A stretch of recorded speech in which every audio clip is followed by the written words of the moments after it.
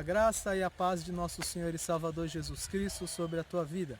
Quero deixar uma rápida meditação da palavra de Deus para o teu coração. Está lá na primeira carta do apóstolo Paulo à igreja de Corinto, no capítulo de número 5. 1 Coríntios, capítulo 5, do versículo 6 ao versículo 8. Diz assim a palavra do Senhor: Esse vosso orgulho não é bom. Não sabeis que um pouco de fermento faz com que toda a massa fique fermentada? Livrai-vos do fermento velho, a fim de que sejais massa nova e sem fermento, assim como certamente sois. Porquanto Cristo, nosso Cordeiro Pascal, foi sacrificado.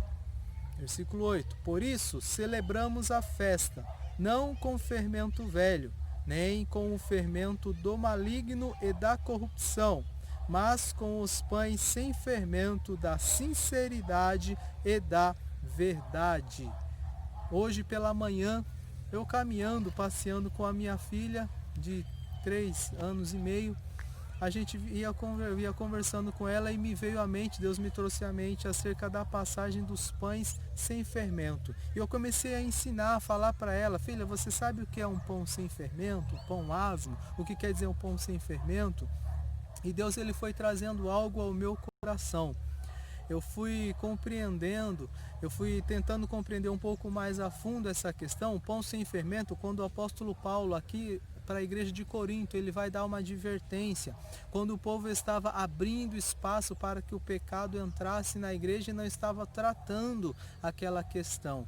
Então Paulo ele vai trazer à memória do povo o que aconteceu no Antigo Testamento por ocasião da libertação do povo de Deus do Egito. Sabemos que o Egito ele representa o mundo, e a palavra de Deus vai nos dizer lá no capítulo 13 de Êxodo que na Páscoa, quando foi instituída a Páscoa, o Senhor falou depois que quando o povo saísse do Egito, quando eles entrassem em Canaã, que eles deveriam observar a festa dos pães sem fermento, a festa dos pães asmos, e que eles explicassem para os seus filhos: ó filho, essa festa, ela quer dizer que nós somos libertos do Egito, que nós somos tirados da escravidão. E Paulo, entendendo isso, nós observamos que lá para a igreja de Corinto, Paulo ele vai chamar a atenção: vocês estão abrindo espaço para o pecado. E Deus ele me fez ver e compreender algo muito interessante que eu quero compartilhar com você neste momento,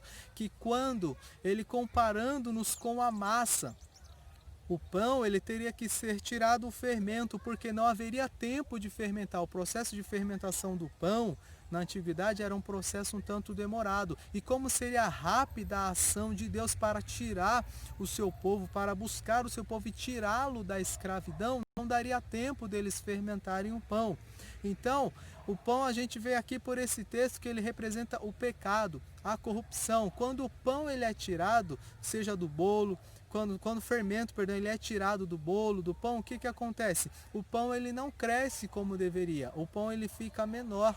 O pão ele não cresce, é claro que pode não alterar, não mudar o sabor, mas só que ele não cresce como ele deveria crescer, o pão ele fica menor. E Deus ele me fez lembrar aquele texto lá de João, capítulo de número 3 e o versículo de número 30.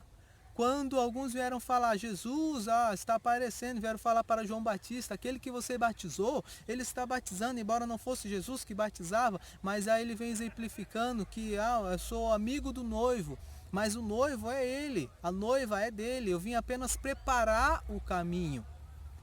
Aí no versículo 30 ele fala: é necessário que ele cresça e que eu diminuo. Quando a gente faz uma analogia, quando a gente faz uma junção destes dois textos, falando do fermento, quando é tirado da massa, quando o pecado ele é tirado da minha e da tua vida, aí a gente junta com essa fala de João Batista, ele fala: importa que ele cresça e eu diminua. Quando nós adentramos na presença do Senhor, quando nós abrimos mão de viver uma vida de pecado, começa a ser impresso em nossa vida, em nosso caráter, o caráter de Cristo. As pessoas que olharem para mim, que olharem para você, vão começar a ver Cristo. Agora, Paulo, preocupado com a igreja de Corinto, quando o fermento do pecado ele começa a entrar, automaticamente vai abafando a imagem de Cristo. Então não se esqueça, você foi liberto do Egito, você foi liberto do mundo, você foi liberto do pecado. Você não pode dar lugar ao pecado. Quando a gente dá lugar ao pecado, quando a gente começa a crescer, quando a gente começa a achar que a gente é muito, que a gente é grande, começa a deixar Jesus de lado, Jesus não vai sendo visto através das nossas vidas. Agora, quando eu e você mortificamos a carne, quando nós obedecemos a palavra do Senhor, quando nós não damos espaço para a imoralidade, para o pecado, quando nós tiramos o fermento do pecado, automaticamente aquilo que João Batista falou, importa que ele cresça e eu diminua. O Senhor é quem cresce na nossa vida, a gente diminui, porque não tem o fermento do pecado. Mas o mais importante não é que eu e você apareçam, o importante, guarde isso, é que Jesus apareça na minha e na tua vida. Se for necessário, tire tudo aquilo que tem atrapalhado e impedido com que a imagem de Jesus seja vista através da tua vida, para que ele possa crescer e eu e você possamos diminuir e o nome dele ser glorificado. Guarde essa palavra no teu coração e seja edificado por ela no nome de Jesus.